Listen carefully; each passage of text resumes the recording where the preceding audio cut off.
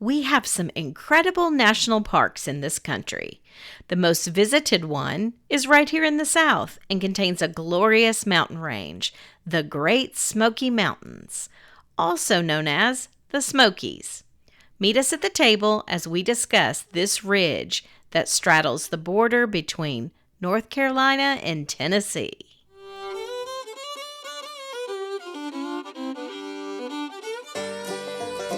I'm Lainey. And I'm Laura Beth. And we are Steel Magnolias.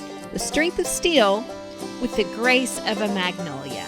We are here to have uplifting conversations about life in the South. And we've got plenty of room at our table, so pull up a chair.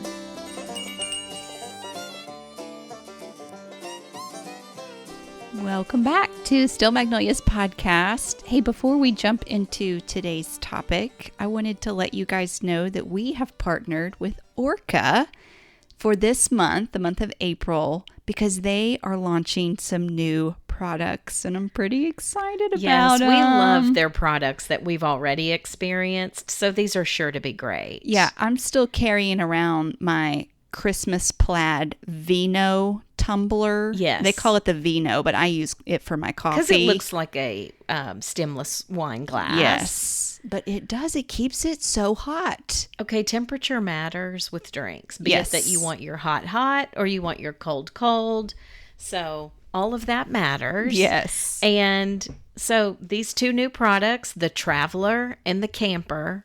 Did you think about that it actually goes with our topic today? Kind of, a little bit. Okay. A little. Well, you got to have your coffee that right temperature in the morning. It just is so important. Mm-hmm. And so these are double walled, they're vacuum sealed, a seamless design, wonderful for just keeping those hot drinks hot. And some people's commute is 10 feet to the couch. That's true. These days. But some people still have that hour drive. Either way, you're good to go. Even if you get locked in on work, though, at a laptop at home, to have to get up and warm up your coffee. Such a pain. Can feel a little counterproductive. So, yeah. It's so true. It's not like being at the Waffle House where they're just continually walking by. So it's important to get it right and then go sit down. Well, so their Traveler is a 24 ounce. Okay, yeah. So it's a little bigger, whereas the the Camper is an insulated mug that holds 16 ounces. I'm getting this Camper. I'm getting the Camper because it's a mug. It looks like a mug, but it's functional. So fun. And they come out this week. So y'all, we'll be posting on our Instagram all about the two products that we're talking about now. And we're doing a giveaway. So you have to follow us on Instagram at Steel Magnolias Podcast for all the details on how to enter. Right here out of Nashville, these products come. Yes, I love that they come out of Nashville. Yes, natural fit for us. So today we're talking about the Smokies. That's probably what I'll refer to them as for the duration of the podcast. But they are the Great Smoky Mountains.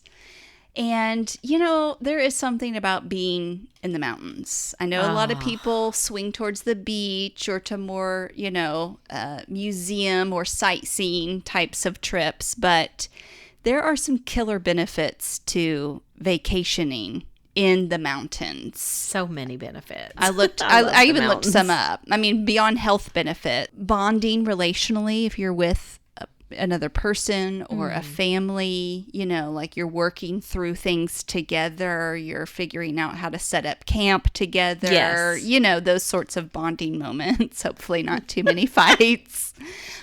Peace, just the peace of the bonding tranquility. With nature, I think. Yes. And my personal favorite is that it's cheaper than Disney. Oh, so there's most that. Most things are. There's that. I love that there's an ad for the Smokies that has a cell phone ringing and the caller ID says the mountains. How cute. Have you seen that? No, the mountains are calling. That is adorable. So, yeah. So cute. We've been to the Smokies, but it's been a while. So we're going to be just kind of, talking through probably a lot of the trip planning questions that you might have. But, it is the most visited national park in the country. That's amazing. And the entrance fee, free. Amazing. Now, I think they're legally not able to charge. There's some sort of federal law that prevented the National Park Service from charging entrance fees where tolls are prohibited on primary park roads. So because Newfound Gap Road and the Little River Road are the primary roads in the Great Smoky Mountains, to this day they're unable to charge an entrance fee. So I will say this, there are millions of people that come to this park annually, and they are feeling that. This is just kind of what I'm gathering, with trash and just the wear and tear of the roads. Maintaining. Yeah. So they are thinking about charging for parking. Okay.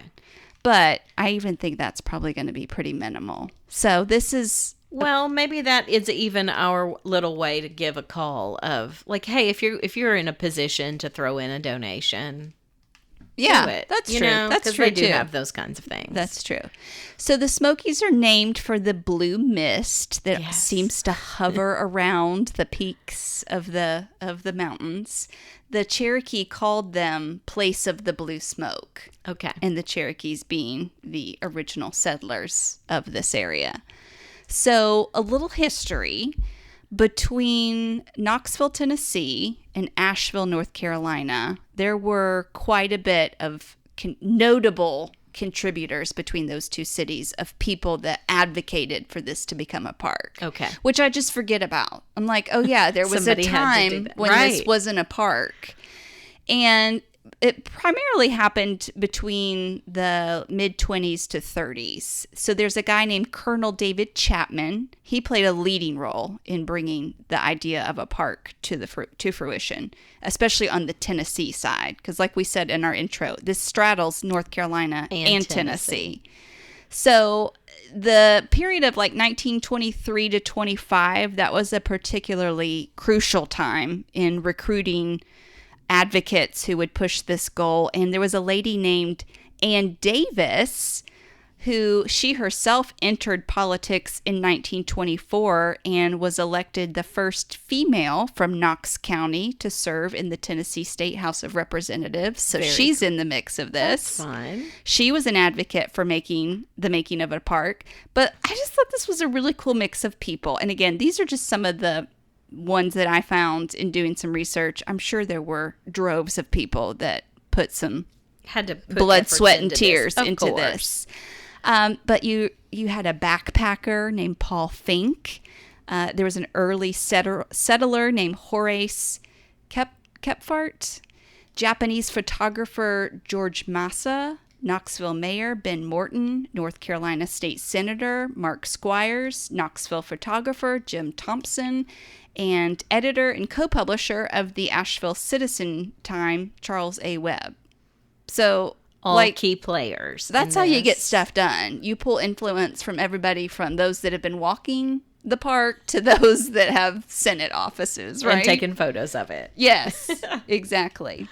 But President Franklin D. Roosevelt is the president that actually dedicated the Great Smoky Mountains National Park on September 2nd, 1940, for the permanent enjoyment of the people, he's quoted as saying. Well, isn't it sweet when you hear about any kind of land trust or park or something that is going to maintain the beauty, the natural beauty? Because as we're watching, even in our little town here, so much building is happening. Yes, it is. And it affects everything from water drainage problems to wildlife problems when there's so much concrete. And anyway, I'm so grateful when there's everything affects everything else. That's right. We've even been feeling like we hear the word ecosystem everywhere lately. So yeah, I mean, again, stepping back and remembering, okay, yeah, it wasn't always a park. But yeah, even buying the land was difficult, even with money in hand. So think back to our episode on the TVA, where Roosevelt and his New Deal, they were working through the Great Depression, trying to bring a solution to people to get out of these floodplains, and that required moving people. Yeah. And they didn't want to move. And there was all they'd ever known. Sticklers out there that, Anyway, if you want to listen to that was a pretty interesting episode. So kind of the same scenario here. There were thousands of small farms and just different people that were, in the mix here. It wasn't just forest. Yeah.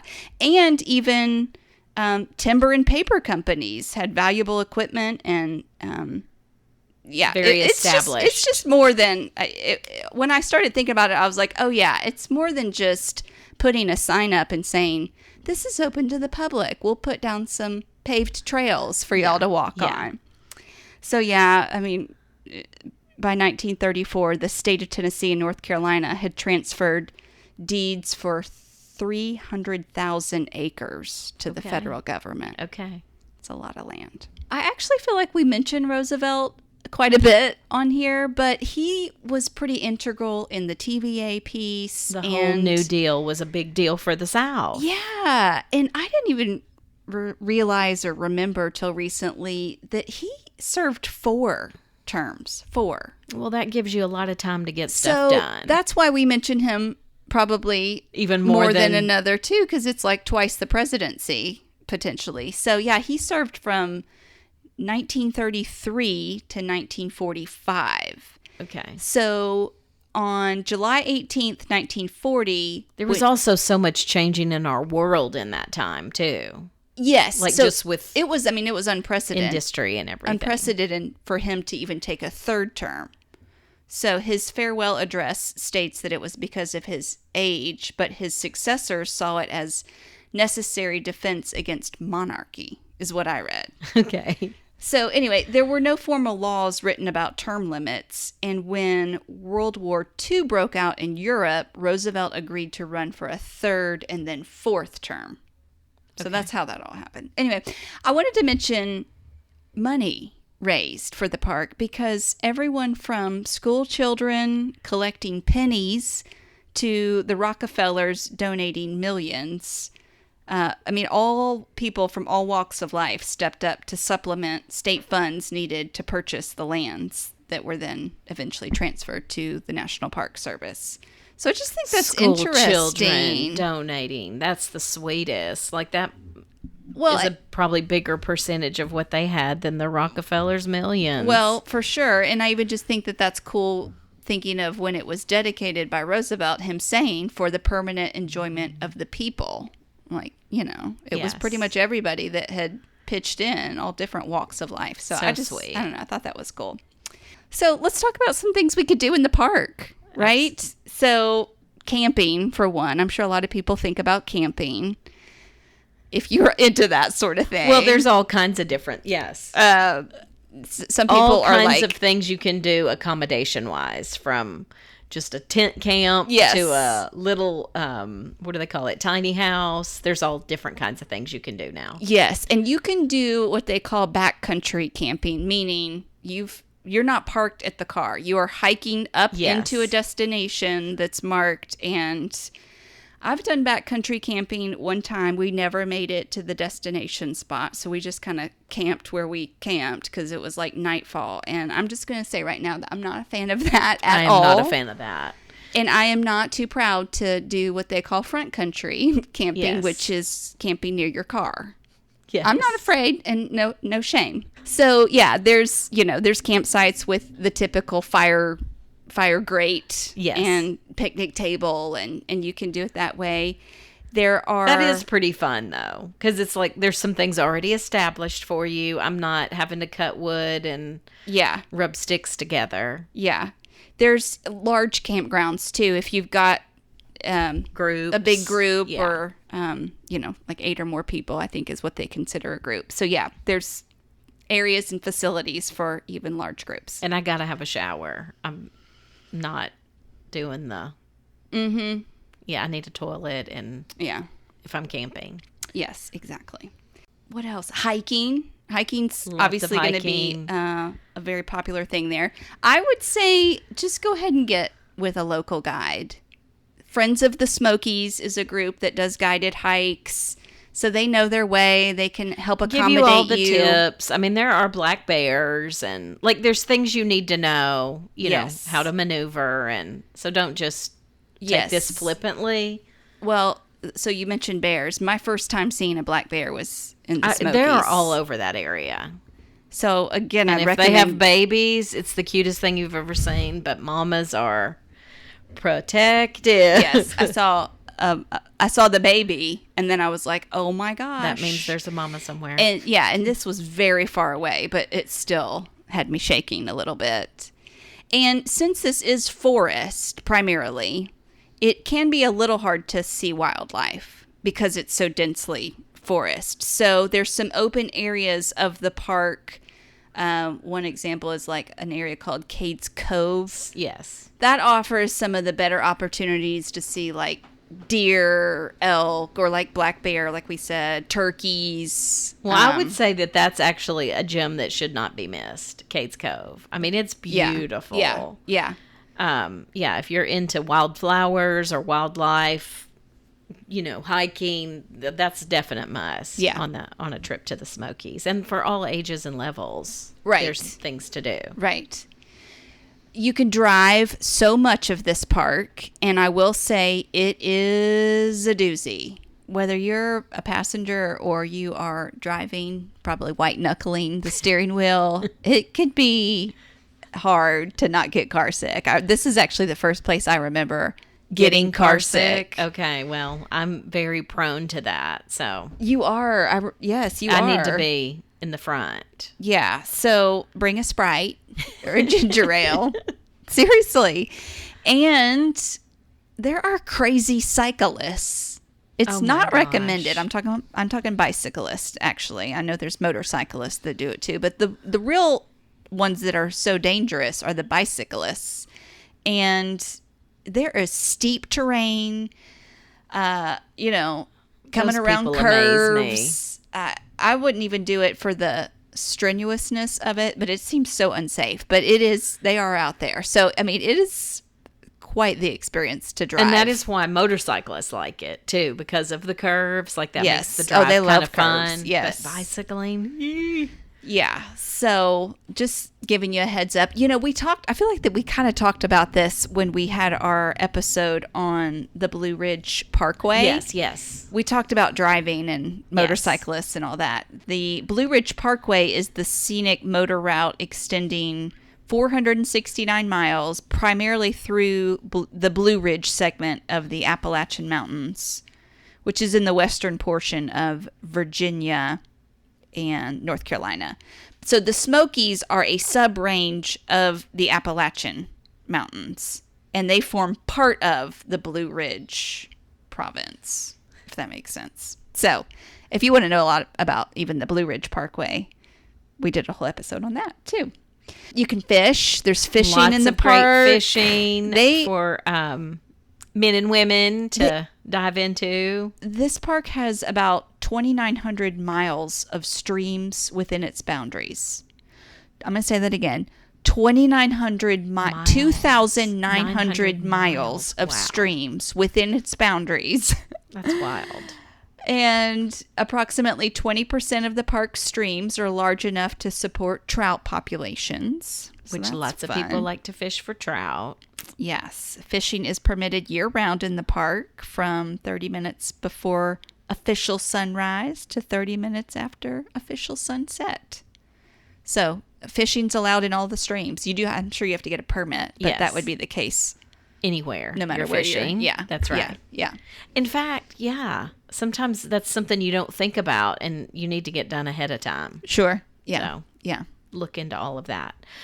Golfers will be pleased as well to know there's 18 holes at the Wild Laurel Golf Course. Sweet. Near Townsend. Yeah. And I wanted to mention Townsend. Yes. If I can. You should. It's called the peaceful side of the Smokies. Yes. Not the hubbub of Gatlinburg and Pigeon Forge. You're not going to have all of the shows and... Right. There's no strip of tons souvenirs and family packed restaurants and which if there's nothing wrong whatever your thing is, but not that there's anything wrong with that. Townsend would be a lot more my speed. Is that where Blackberry Farm is outside of Townsend? It is outside of Maryville, I think. Okay. It's Walland, Tennessee, which I've not been to Okay, Blackberry Farm. Yeah. Looked into going. It was a little out of my league. Yeah. But I knew looks when beautiful. Matt Lauer went with the Today Show that I probably wouldn't be staying there anytime soon. I have heard if you are able to make that trip that they do a spectacular job on everything they do. But Townsend is just seems like it's got really good restaurants and if you're wanting to hike but not get into all of the busyness that is Gatlinburg and Pigeon Forge, it might be a good option. There's also a little I wanted to mention this, maybe we can put it in the show notes, Camp Little Arrow. That sounds cute. A client of mine goes there often, and they love it. There's different options of places you can stay, but they have tiny houses, they have cabins. Looks like a really neat option if you want that outdoorsy kind of adventure, but you need a little more luxury. Now I'm talking. Bedding, now which we're is talking. me. Yes. Because their cabins have like heating and air conditioning and a bed. Oh, plush bedding. Okay. Yes. Cable. My back started hurting as soon which as I could said do without camping. the cable, but Oh, I don't need cable. No. you know what I mean. Yeah. But to have, a nice bathroom and bed to get in after your hikes, that's pretty wonderful. So that might be a good option. That's fun. You can also follow them on Instagram. They have a cute little account. So. Okay, cool. I think another good resource if you're making a trip to the Smokies is the it's gsmheritagecenter.org. So Great Smoky Mountain heritagecenter.org. Okay. They have like a little historical village.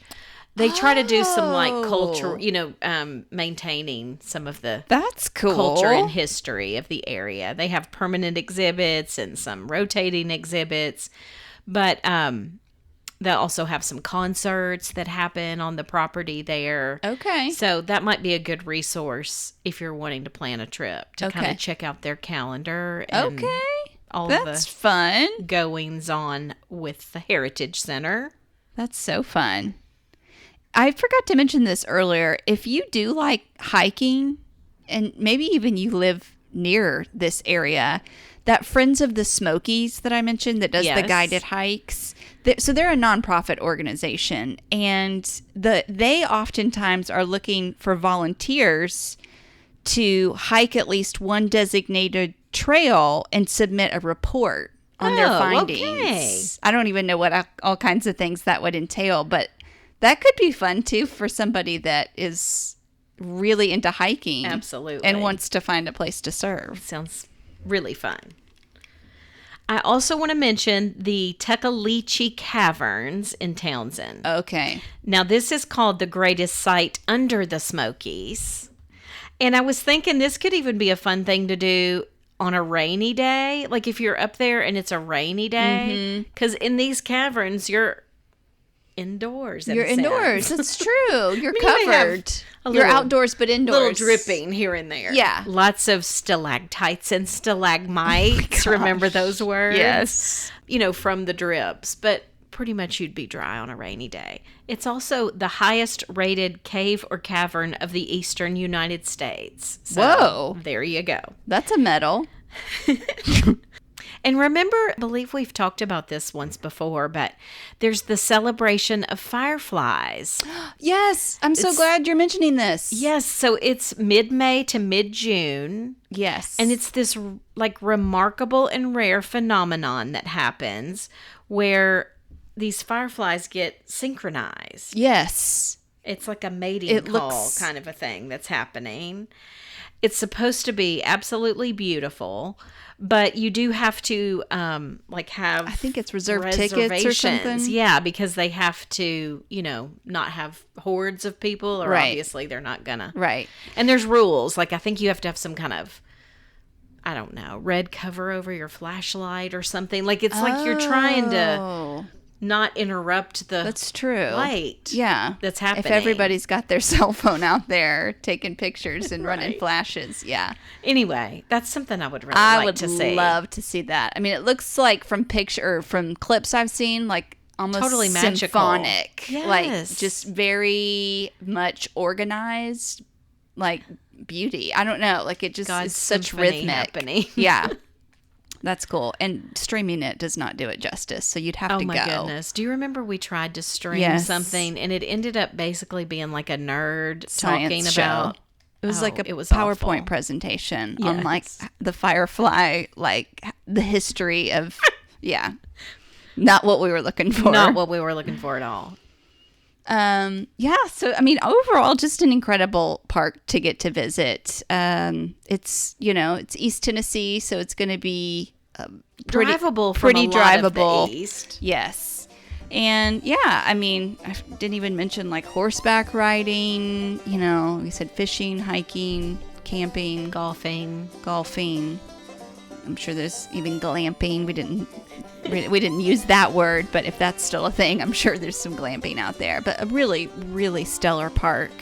There's a reason that it's the most visited, and they keep it up well, and just can't recommend it enough. So I hope that gives you guys sort of an overview of the park. And if you haven't already, be sure to follow us on Instagram for our giveaway this week of the Orca product. We're so excited. Traveler and camper, you can take it to the Smokies. That's right.